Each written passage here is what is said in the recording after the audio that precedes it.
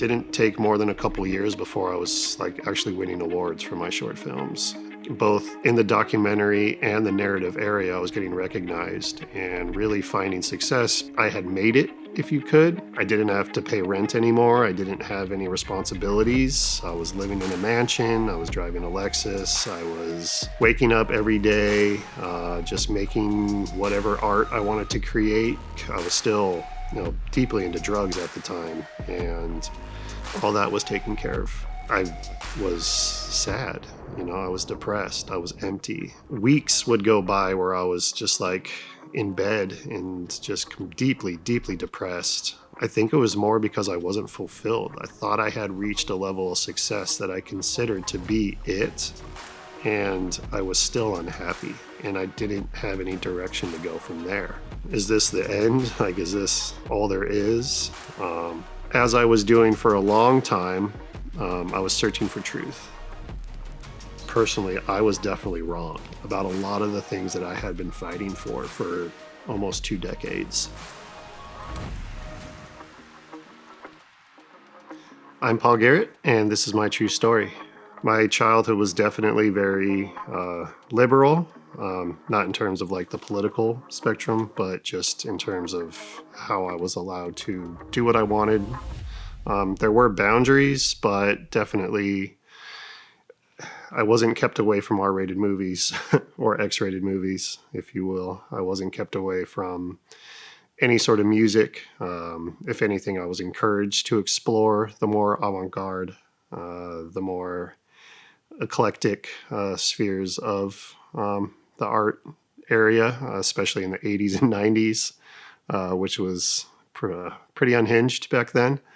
And that continued for a very long time. Even into my teenage years, I opted out from anything that was mainstream.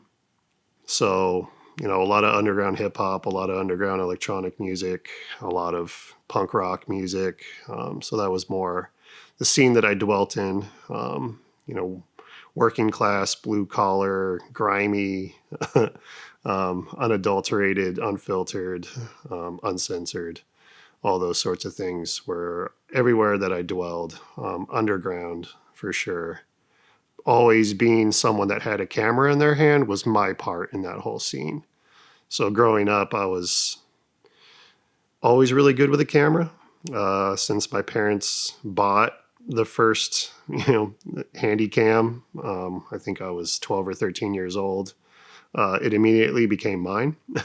I was the only one that used it, and I used it pretty much every day. I made music videos with my friends. We were all skaters, so I would go out and, we would hit the boardwalk or whatever neighborhood or whatever skate spot was fresh in the area, and I would film them.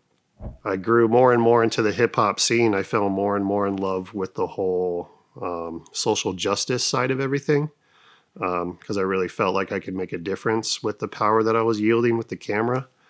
So I started focusing a lot of my video efforts on social justice movements. So, things like, I really like the legalization of marijuana and those sorts of things. I fought for a lot of those causes. The war in Iraq, I was fighting to stop. I was donating my time and really giving a lot of myself to those things. So my heart was, I guess, in the right place, but the wisdom of, doing it for the right reasons was definitely not there. With that came a lot of pain because you see a lot of the injustices that are happening in the world and you feel helpless. I felt like I was doing as much as I could about it, but at the same time, I wasn't seeing a change. And in hindsight, it's more like you're just preaching to the choir, when you're making those sorts of videos. You're handing the videos to the people that just want to hear those things. And they're not getting in front of the people that actually need to see them or that will actually make any sort of change in society. I really felt like towards the end I was spinning my wheels and didn't really know what I could do to improve upon it. And that's when I realized the power of documentary and the power of narrative film. And so as I got towards the end of my 20s, I decided to go to college for film production. Still partying, still in that whole scene, getting deeper and deeper into the art scene. Still had the connections to the music world. So I was still doing all those things, but also now I'm going to educate myself to be as effective as I possibly could in the social justice area. And I mean, at this time, I had already been arrested for drug-related causes and DUIs handful of times, and so that was definitely carried with me. The criminal mindset kind of goes along with the F the police and the whole thing that the hip hop people are kind of are responsible for. Anti-establishment is really anti-authoritative, anti-God, anti anything that establishes any sort of order. I'm not saying anarchy, but definitely more towards the end of down with any sort of organized government that's telling you what to do. And I was very enthralled into that movement and really in love with that sort of thing as well. And that's where my heart was at the time. It's a lot of angst. It's hopelessness. It's you feel alone, even though you're completely surrounded by people. I was very well read. I was very intense when it came to my research and the things that I did, mainly because I wanted to be right as much as I possibly could be. And I mean, you're tricked into thinking that the things of the world are the things that are actually going to benefit you. But until you actually take any of that to the extreme, you never really realize like how negative what you're doing actually is. So I started going to school. I think that's where we kind of left off in the story. And as I was learning the craft, first towards documentary, then I realized you could be even more impactful by telling actual stories. So that's when I started getting into film and narrative.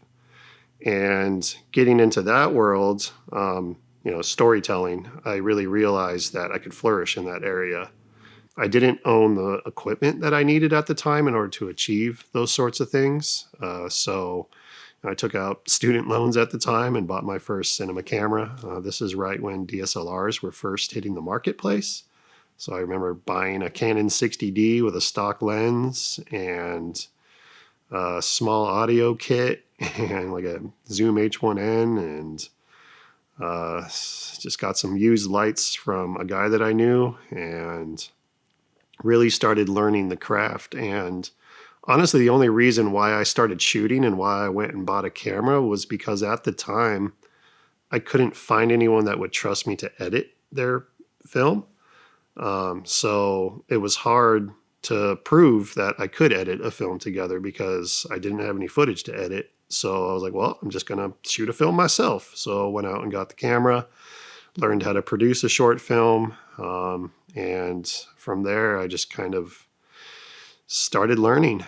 And I mean, didn't take more than a couple of years before I was like actually winning awards for my short films. And both in the documentary and the narrative area, I was getting recognized and really finding success because I was not only transferring the experience that I had been building since 14 years old on these miscellaneous unorganized projects, but also the connections that I had in the art world were also recognizing my talents in that area. So I was really finding a place where I actually felt like I was finding success. Met a young woman that I eventually fell in love with, and she had an incredibly wealthy family.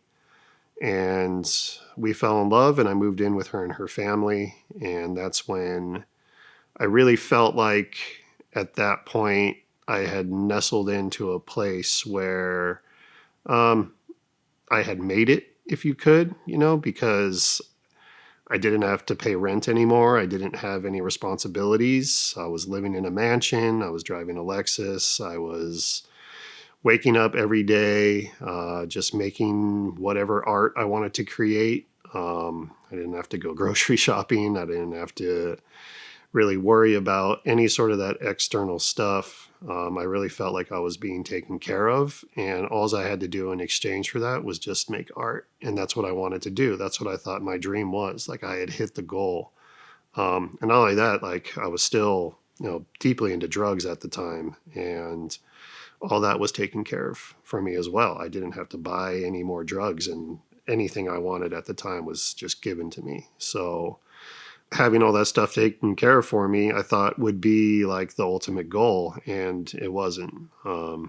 The time I was together and living with my girlfriend and her family, for the year and a half I spent there, I was sad.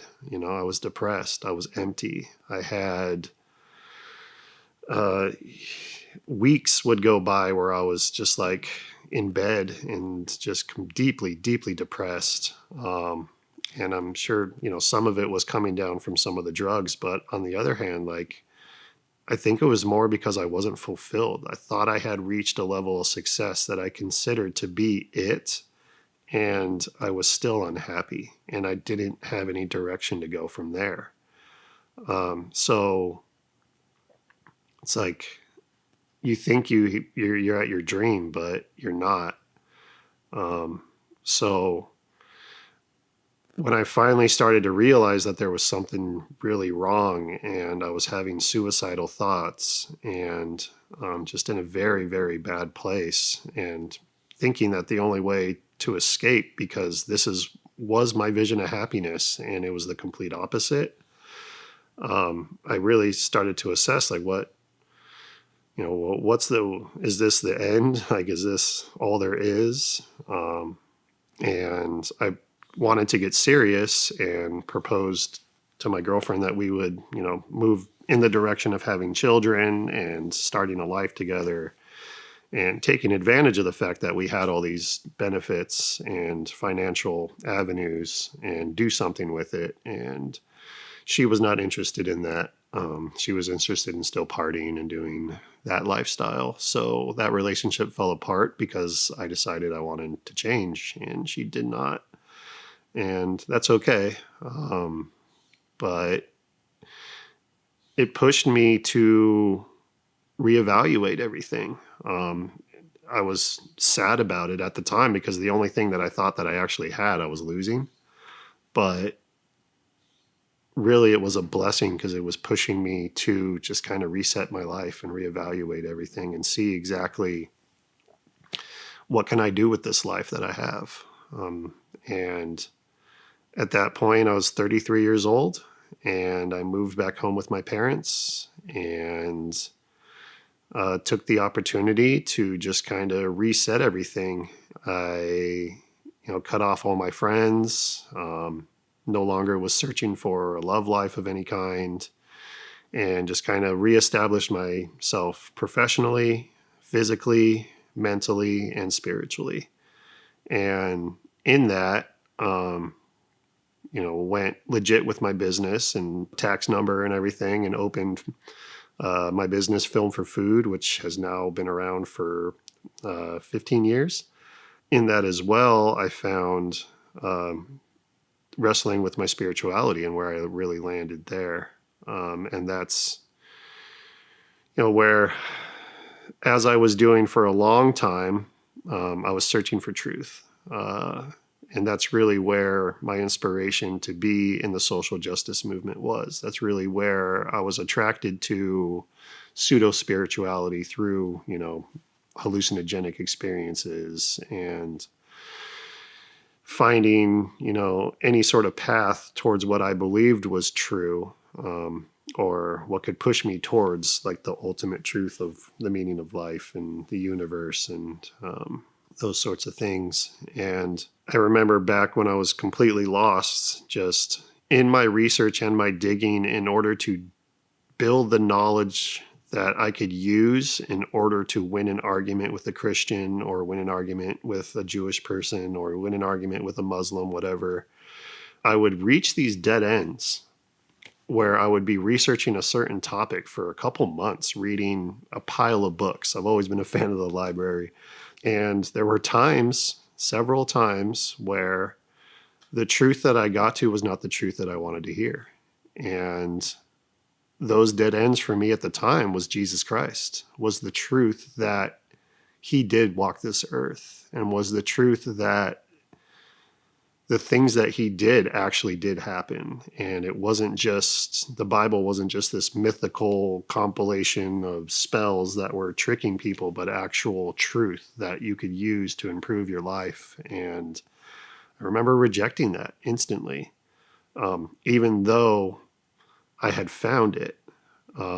It was telling me what I didn't want to hear, and I lied to myself and I pushed it away.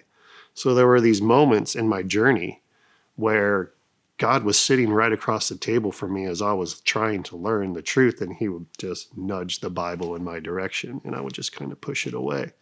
But I think every time he nudged it towards me, it got a little bit closer. When I'm trying to reset my life now, remember having a conversation with a friend and still in the mind state of like, I don't want to go down that path towards Jesus.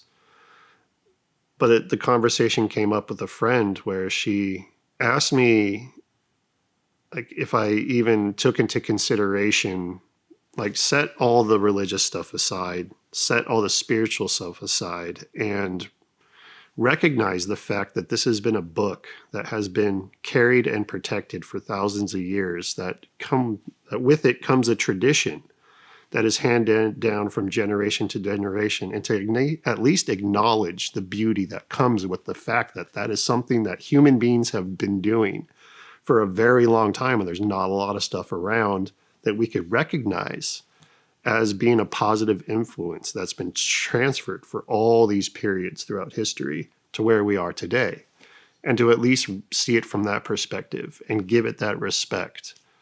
And to just open it up and give it a chance and see what's in it and read it. And that, I took that to heart, and I think it was the right time to hear that as well. And that's when, for the first time in a long time, I actually opened the Bible and started reading, and just kind of went through and gave it the respect it deserved, and did book by book. I think with, what was it, the Bible story, as you go through their little breakdowns. And I went through every single book, all 66 books. And when I was done, I had realized the power of what was inside of it, and that it wasn't just something that was trying to misguide people, or like guide people towards religions, or open your pocketbook so that things can be supported. It wasn't something that was manipulating people. It was actual breath of God breathing life into people and giving people the opportunity to learn about God in a manner that allows you to not only see what is unseen, but also this truth that lives inside of your heart that gives you the opportunity to change. And it was exactly what I was looking for, like the entire time. And just knowing that there is a God that exists that wants to work in that way and isn't going to hold back when it comes to changing your life for the positive to be closer to him is just such a beautiful thing that I never really paid attention to back then when I was lost. I didn't give it the chance. And I think it's more because you're lying to yourself. You don't want that change when you're in that mentality. You don't want to hear that what you're doing is wrong. You feel that what you're doing is absolutely right. True freedom is being able to put all this terrible stuff inside of my body if I choose. True freedom is being able to think about whatever terrible thing, or listen to whatever, or speak whatever terrible thing out of my mouth if I can. And although we are given the choice to do that, that's not true freedom. True freedom is the ability to know God. True freedom is the ability to work hand in hand with God to improve the world that you're in and guide it towards something that ultimately is going to be preparing it for his return.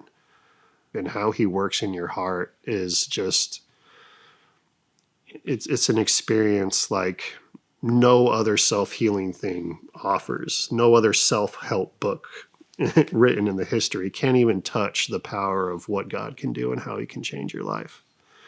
If he can take someone like me who was to the extreme and fight for me the entire time, because as I look back at all the times I OD'd, every time I was arrested, every time I was in the middle of a bar fight, every time I was, close to death in some way, death or institutions, he was there making sure that I didn't go in that direction.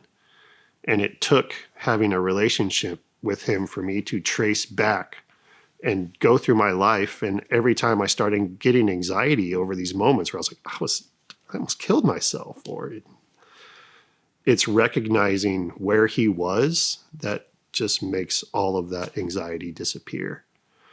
And knowing that I'm forgiven for all those things, and that was my past, and I'm new through him, is just what is propelling me and inspiring me to just do better. After this point, you've become a Christian. What did your life look like from that point on? Okay. Finding Christ and starting to walk with Christ, it was a whole new world. It opened my eyes to new possibilities. I was going to church with my mom on a regular basis, and I was working out 5 or 6 times a week, and I was in the best health of my life, mentally, spiritually. I was happy. I was closer with my family than I had ever been. My distant family that had pushed me away, and for right reason, were starting to re-enter my life and trust me. And I was visiting with these people that I had forgotten that I had. I decided I was ready to get married. So I started dating again. So got back, got on the apps and started swiping. Met Sarah.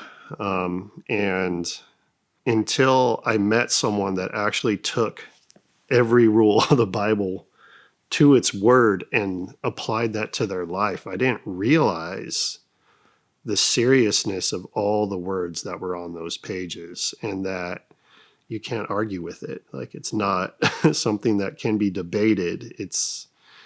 There's reasons why God laid it out the way that he laid it out. And that's when I really started leaning into my faith.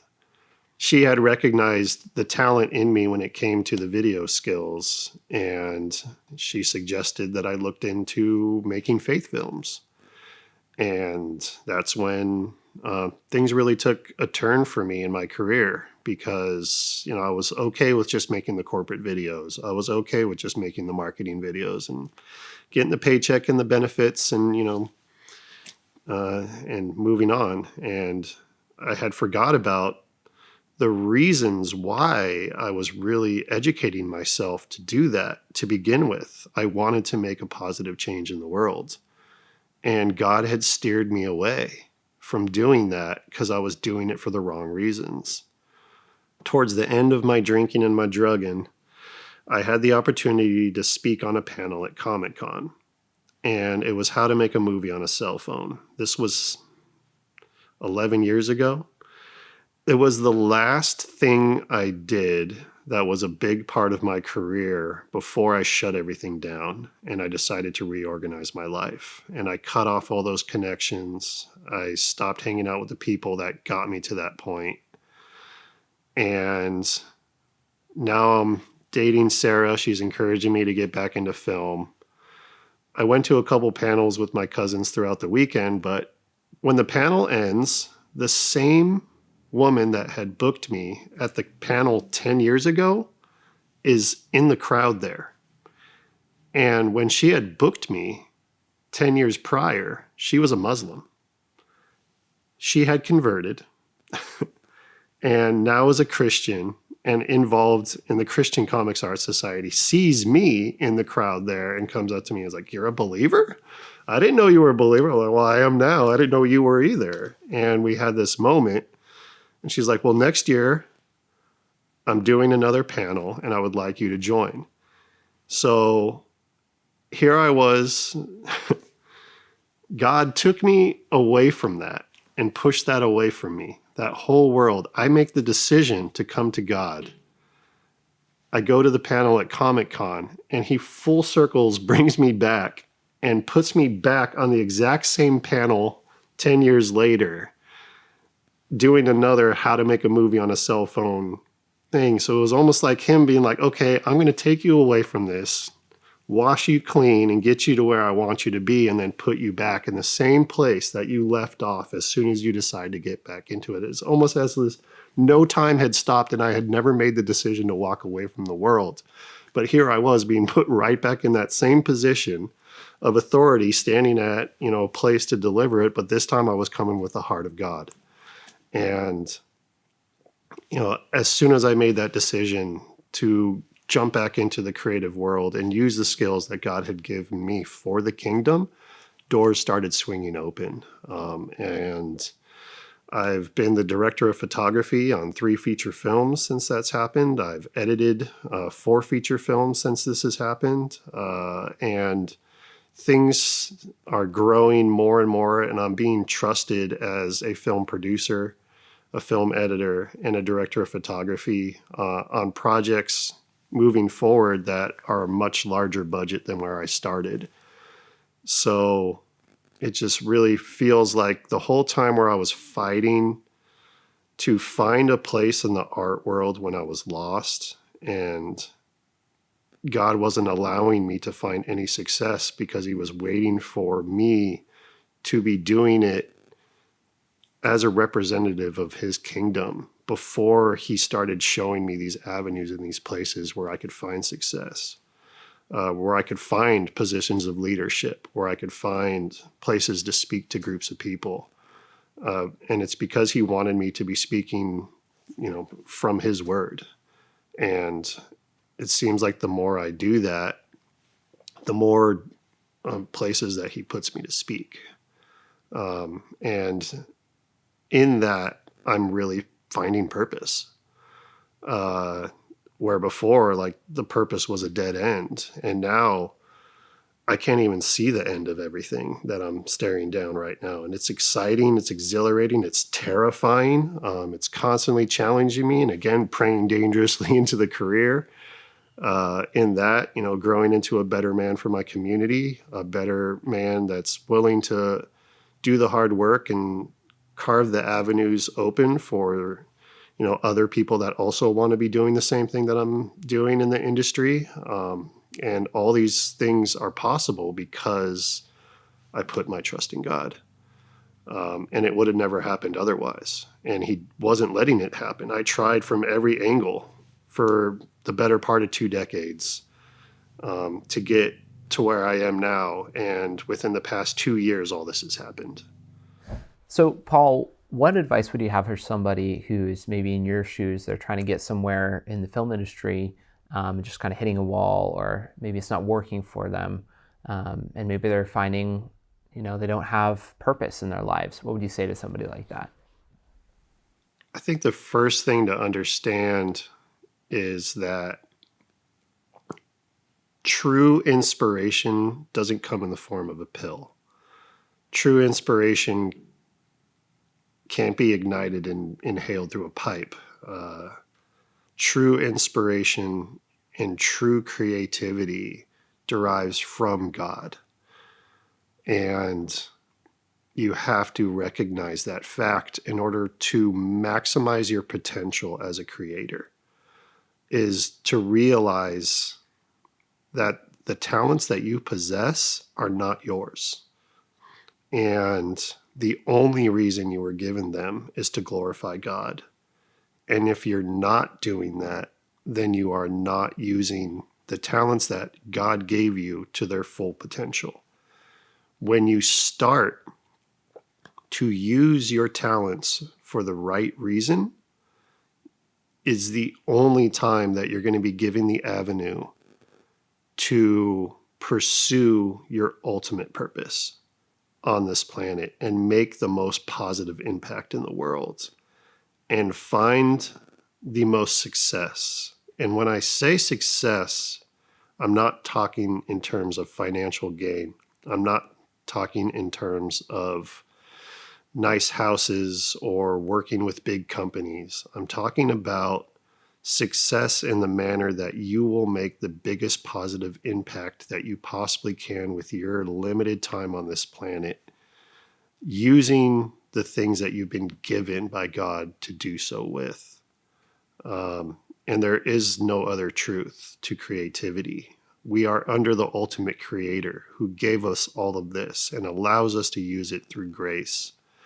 And until you find thanksgiving for that on a daily basis, you're not going to have access to the ultimate creative channels that are open to you when you have a relationship with Jesus Christ. So I know it's a far cry from being in the party scene. I understand that it's not something, although the decision is something that happens immediately, the transition in your life requires work. It requires trust. It requires you to respond to the things that God is giving you to respond to. So it doesn't just mean pray, it means pray and listen. And it doesn't just mean listen, it means act on the things that he's telling you to do.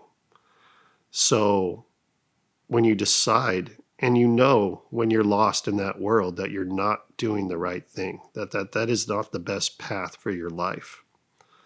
Everyone that I've ever met that was in the party scene, and it was a lot of people, understand that they are broken, understand that there is a way out, but are terrified of the things that they'll have to change in their life in order to get there.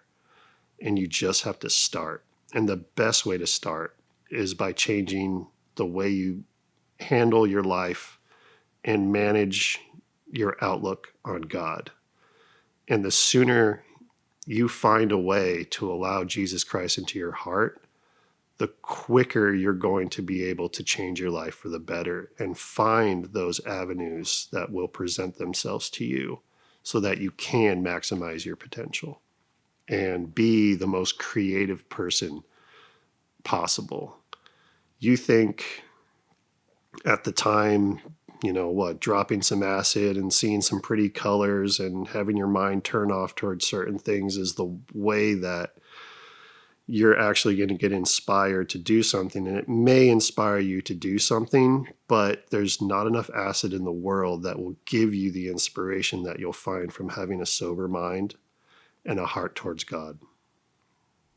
And lastly, Paul, can you pray for that person that's watching right now that says, I want that for me? Can you pray for them? Absolutely. Heavenly Father, we invite you into this conversation and into whatever's happening between the people that are listening to this video and me. And I just would like for you to speak through me and into their hearts, that you just find them and you just find ways that give them the opportunity to just shake the old mentalities that they had, the world mentalities that are tricking them into thinking that what they're doing is bringing them closer to God. Please give them the eyes to see that the only way to become closer to God in truth is through Jesus Christ.